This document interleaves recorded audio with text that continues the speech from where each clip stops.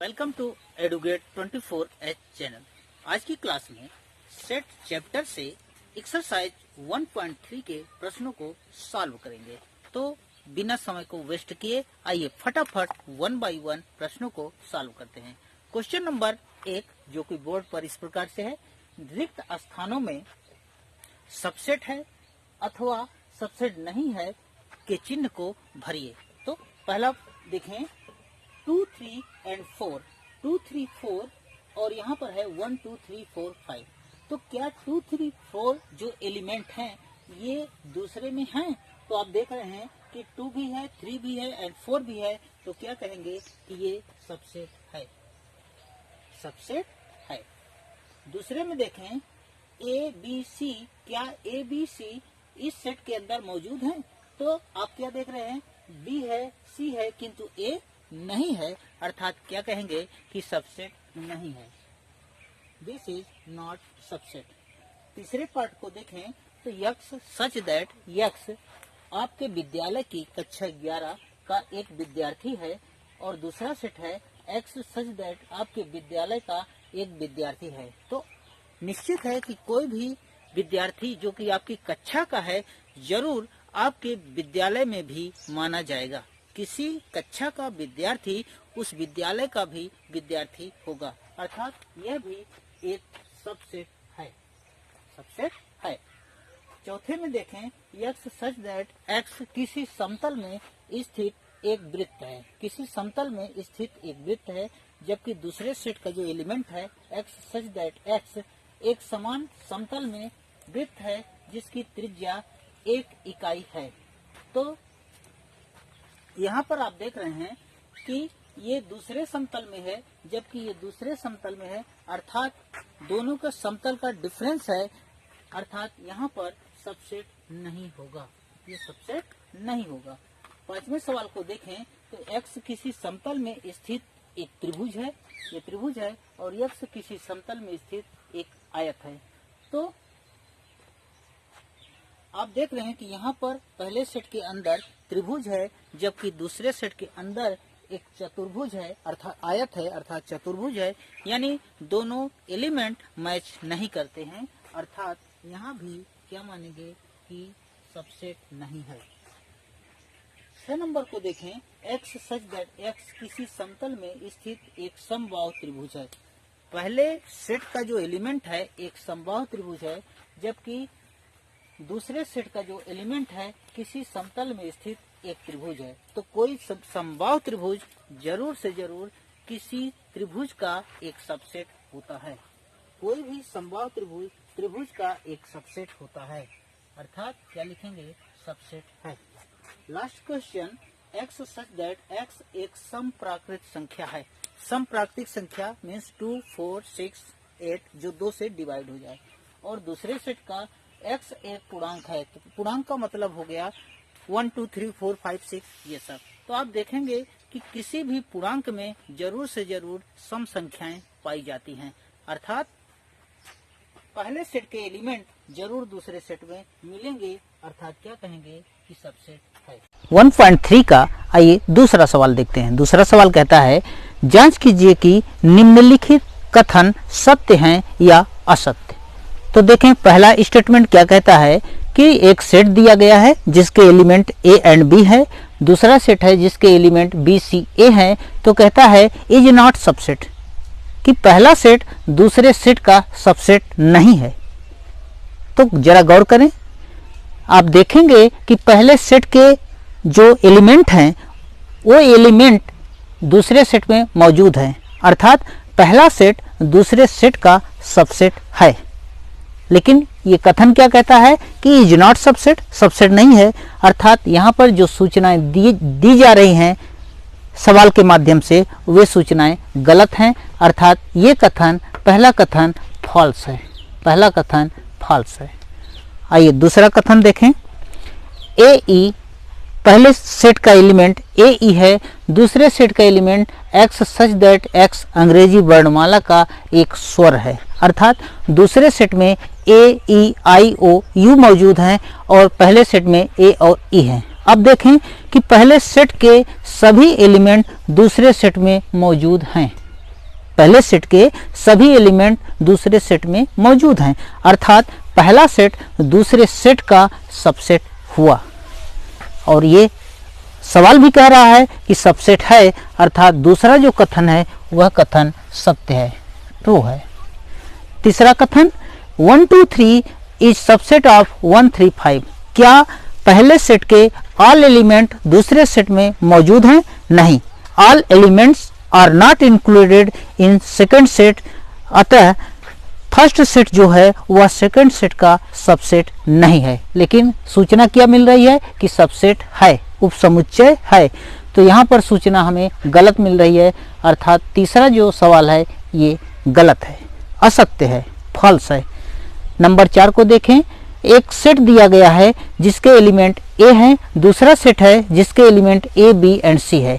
तो पहले सेट का एलिमेंट दूसरे सेट में मौजूद है, अर्थात पहला सेट दूसरे सेट का सबसेट है।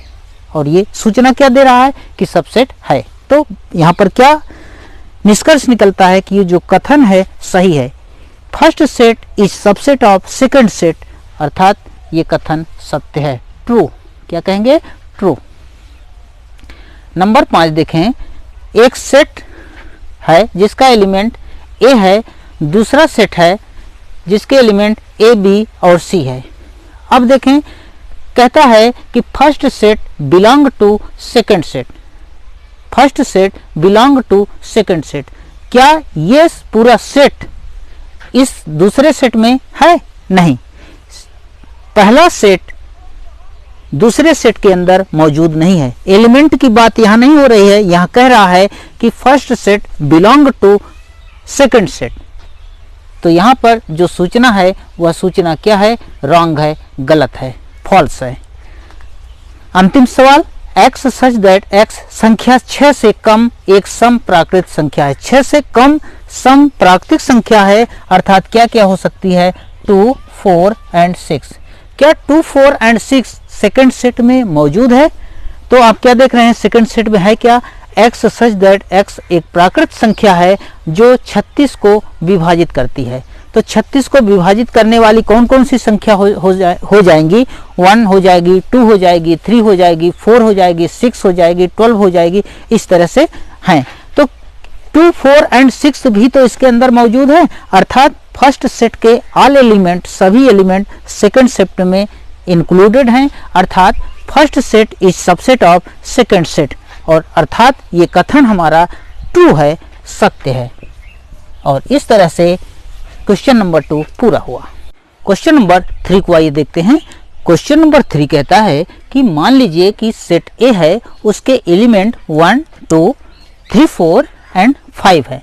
निम्नलिखित दिए गए कथनों में से बताना है कि कौन सा कथन सही नहीं है और उसका उचित कारण देना है। तो आइए 1 बाय 1 इन्हें ट्रू फॉल्स करते हैं। तो पहला है 3, 4 सबसेट ऑफ ए। देखिए, सबसेट अगर है तो सबसेट का साइन तभी होता है कि जब सबसेट चिन्ह के बाएं और दाएं दोनों तरफ सेट लिखे गए हों। अब यहाँ पर आप क्या देख रहे हैं कि सबसेट साइन है, दाहिने साइड तो सेट ए है, बट लेफ्ट साइड में अगर देखें तो ये 3, 4 क्या है? 3, 4 तो एलिमेंट है, यहाँ सेट नहीं है। सेट तो तब होता जब इसके ऊपर एक कर्ली ब्रैकेट लगा होता, मीन्स एलिमेंट को लिख करके उसके ऊपर कर्ली ब्रैकेट लगाकर उसे हम सेट का दर्जा दे देते। और जो कि यहाँ पर आप देख रहे हैं ये बात नहीं मिल रही है, अर्थात पहला कथन जो है ये कथन गलत है। दूसरे की बात करें, 3, 4 element 3, 4 belong to A.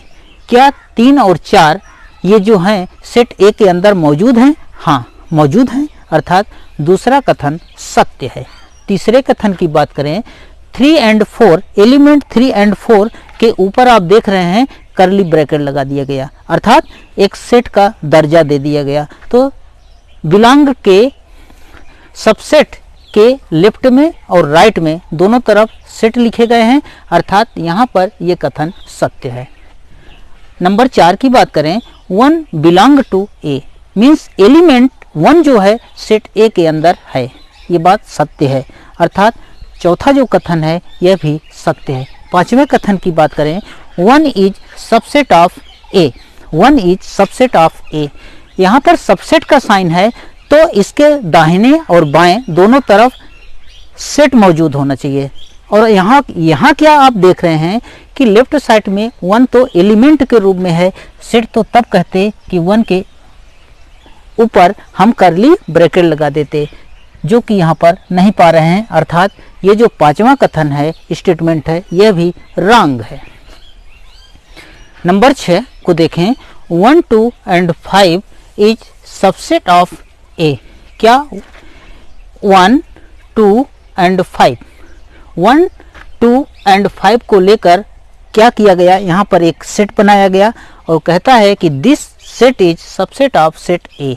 Means 1 to 5 तो सेट ए के अंदर मौजूद हैं, अर्थात ये कथन सत्य है।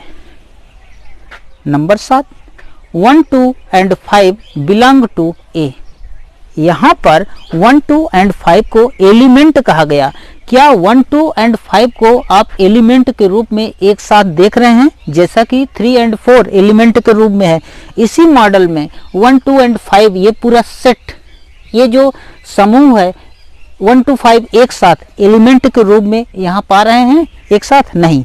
अर्थात ये जो कथन है यह भी गलत है। Number 8, 1, 2 and 3 is subset of set ए।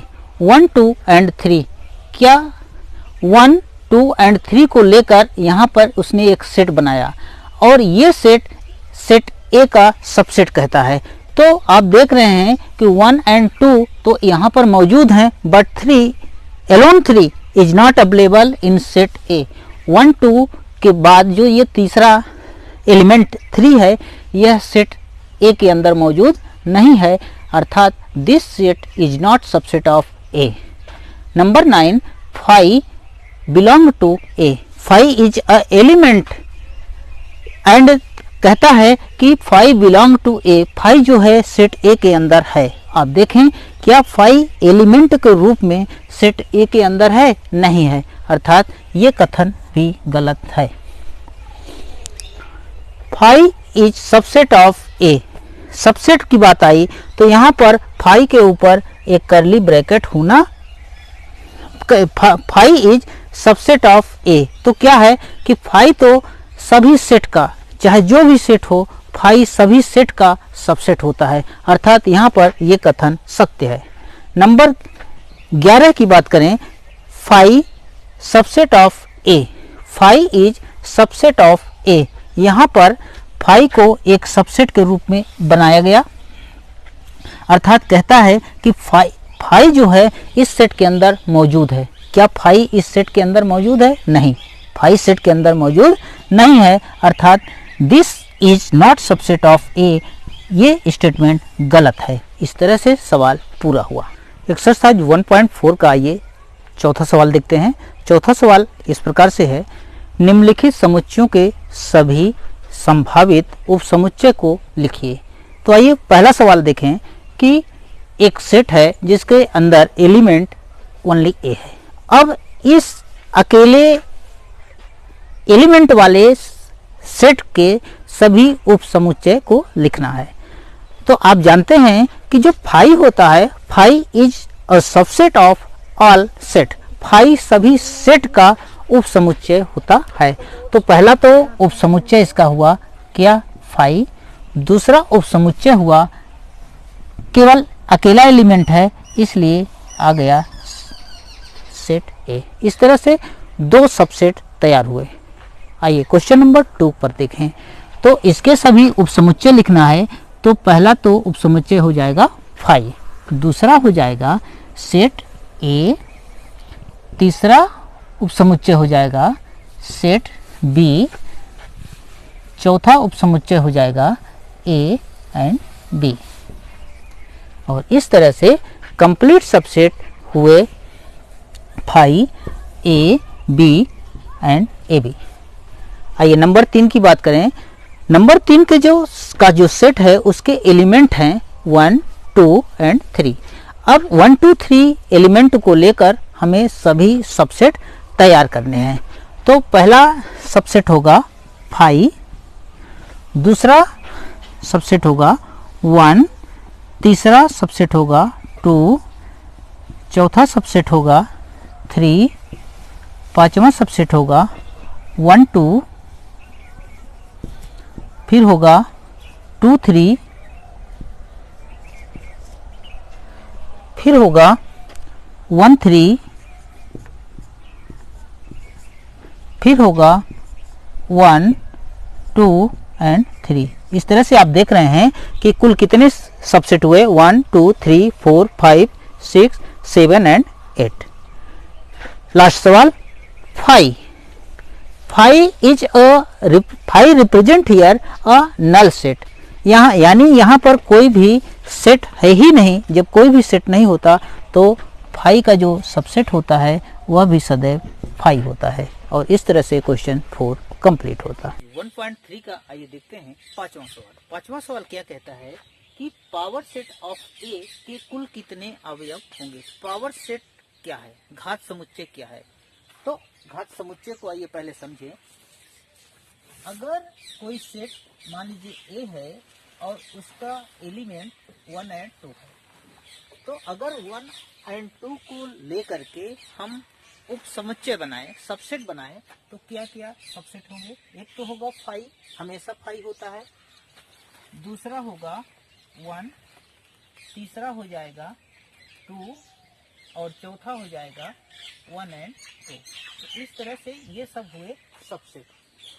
अब ये सब सबसेट हैं और इन सब सबसेट को अगर हम एलिमेंट मान लें और एलिमेंट के रूप में किसी सेट के अंदर रख दें, अर्थात हम कर्ली ब्रैकेट के अंदर रख दें, तो ये जो आपको नया सेट मिला, इसी नए सेट को कहेंगे पावर सेट। अब number of element in a power set, how many element in a power set, किसी भी पावर सेट के अंदर कुल कितने एलिमेंट होते हैं। आइए अब उस बात को जाने। तो किसी भी पावर सेट के अंदर एलिमेंट की जो संख्या होती है सदैव 2 की पावर n होती है, वेयर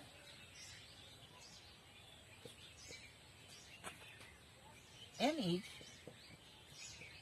नंबर ऑफ एलिमेंट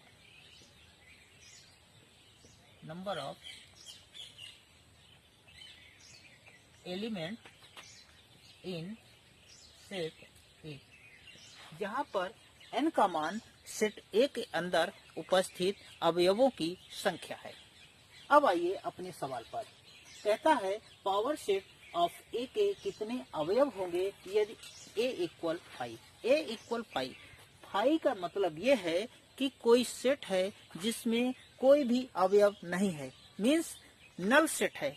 ए जो है नल सेट है। नल सेट होने के कारण अगर ए नल सेट है तो यहाँ पर number of element in set ए के अंदर अवयवों की संख्या कितनी हो जाएगी, 0। जब सेट ए के अंदर अवयवों की संख्या 0 हो उस स्थिति में जब हम पावर सेट बनाएंगे तो पावर सेट के अंदर एलिमेंट कितने होंगे, नंबर ऑफ एलिमेंट हो जाएंगे 2 की पावर n से क्या मिलेगा, 2 की पावर 0, और 2 की पावर 0 का मतलब क्या हुआ, 1। अर्थात पावर सेट ऑफ ए के अंदर कुल एलिमेंट की जो संख्या होगी 1 होगी। This is answer. Question number 6।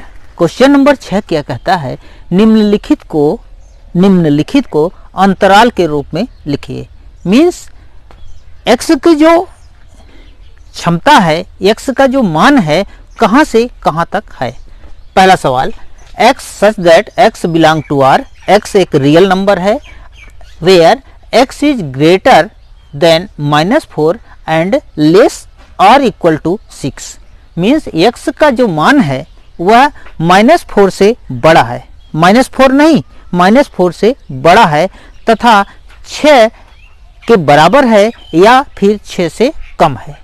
तो देखिए जहां पर ग्रेटर, केवल ग्रेटर देन का सिंबल होता है वहां पर ओपन ब्रैकेट होगा। ओपन ब्रैकेट कैसे लेंगे, स्मॉल ब्रैकेट, ये ओपन ब्रैकेट है तो क्या लिखेंगे, -4 एंड लेस और इक्वल टू 6। यहाँ पर इक्वल का साइन है, जहाँ पर इक्वल का भी साइन होता है वहाँ पर बड़ा ब्रैकेट या बॉक्स ब्रैकेट का यूज करते हैं। तो क्या लिखेंगे 6 और बड़ा ब्रैकेट। इस बड़े ब्रैकेट का मतलब होता है कि 6 को इंक्लूड किया गया है, 6 को लिया गया है, जबकि माइनस ये स्मॉल ब्रैकेट का मतलब है कि -4 इज नॉट इंक्लूडेड, -4 को नहीं लिया गया है, -4 छोड़ा गया है। आइए दूसरे सवाल पर देखते हैं। x such that x belong to r। x जो है एक रियल नंबर है, वास्तविक संख्या है, where x is greater than -12। यहाँ भी आप देखें, यहाँ पर केवल ग्रेटर का साइन है, इक्वल का साइन नहीं है, अर्थात यहाँ पर भी हम ओपन ब्रैकेट यूज करेंगे। ओपन ब्रैकेट मीन्स लिखेंगे -12 कामा।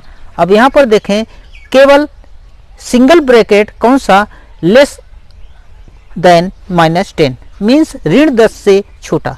जो x का जो मान है -10 से छोटे हैं, -10 के बराबर भी नहीं है, -10 इंक्लूडेड नहीं है, अर्थात -10 पर भी हम ओपन ब्रैकेट यूज करेंगे। तीसरे पर x such that x belong to r। x एक रियल नंबर है और कहाँ से कहाँ तक वेरी करता है, where x is greater or equal 0। x का मान 0 के बराबर या 0 से बड़ा है। x का मान 0 के बराबर या 0 से बड़ा है। तो यहाँ पर 0 इंक्लूडेड है, तो यहाँ पर क्लोज ब्रैकेट लगाएंगे 0 कॉमा। अब देखें लेस देन 7 अर्थात 7 को इंक्लूड नहीं किया गया है, तो 7 पर हम ओपन ब्रैकेट यूज करेंगे। चौथे पर देखें x such that x belong to r। x एक रियल नंबर है, वास्तविक संख्या है, where x varies to x is greater or equal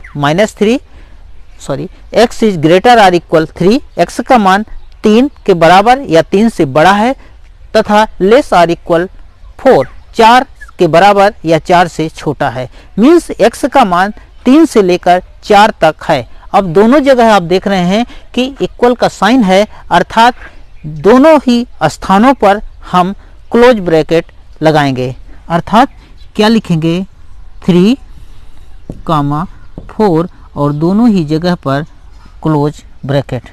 question number 7 है निम्नलिखित अंतरालों को समुच्चय निर्माण के रूप में लिखिए। मीन्स हमें सेट बुल्डर फॉर्म देना है। अब पहला नंबर है -3 0 एंड दोनों जगह पर आप देख रहे हैं कि ओपन ब्रैकेट है, अर्थात ना तो -3 को इंक्लूड करना है ना तो 0 को इंक्लूड करना है। तो लिखेंगे कैसे x such that x belong to r, मतलब हमारा x कहाँ से है, रियल नंबर से है। अब रियल नंबर में तो इनफाइनाइट नंबर्स होती हैं, तो हमें क्या कहाँ से कहाँ तक लेना है, किसको छोड़ना है किसको लेना है। तो क्या लिखेंगे कि हमारा जो x है x is greater then -3 and less than 0। -3 से तो बड़ा है बट 0 से छोटा है, अर्थात -3 से लेकर 0 के बीच, -3 और 0 के बीच की रियल नंबर को लेना है। आइए दूसरे सवाल को देखें।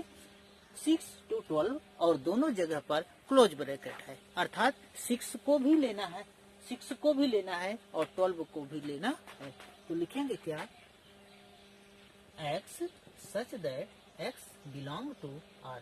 x हमारा रियल नंबर से बिलोंग करता है, where x is greater r equal to 6 and less r equal to 12, अर्थात 6 से लेकर 12 तक की रियल नंबर को लेना है। यहाँ पर आप देख रहे हैं कि क्लोज ब्रैकेट है, इसलिए 6 को भी इंक्लूड किया गया है, 12 को भी इंक्लूड किया गया है। नंबर 3 पर देखें 6 पर ओपन ब्रैकेट है, 12 पर क्लोज ब्रैकेट है, मीन्स 6 को नहीं लेना है जबकि 12 को शामिल किया गया है।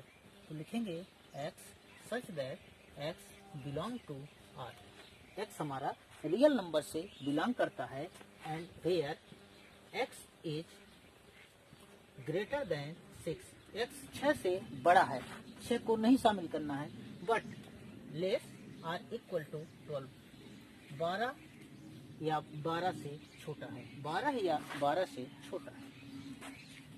Number 4 -23 to 5। -23 पर यहाँ पर क्लोज ब्रैकेट है, अर्थात -23 को लेना है, जबकि 5 पर ओपन ब्रैकेट है, अर्थात 5 को इंक्लूड नहीं किया गया है। तो कैसे लिखेंगे? x सच दैट हमारा जो x है belong to R, real number से लिया गया है, और इसकी जो सीमा है x is greater or equal to -23 and but less than 5 से छोटा है। और इस तरह से 7 नंबर पूरा। Question number 8। क्वेश्चन नंबर 8 क्या कहता है? निम्नलिखित में से प्रत्येक के लिए आप कौन सा सार्वत्रिक समुच्चय प्रस्तावित करेंगे? तो अब बात आती है कि व्हाट इज द सार्वत्रिक means what is the universal set? Then a set which hold the all element of any set called the universal set. Means एक ऐसा समुच्चय, एक ऐसा बड़ा समुच्चय जिसके अंदर अन्य समुच्चयों के एलिमेंट मौजूद होते हैं, ऐसे सेट को यूनिवर्सल सेट कहते हैं।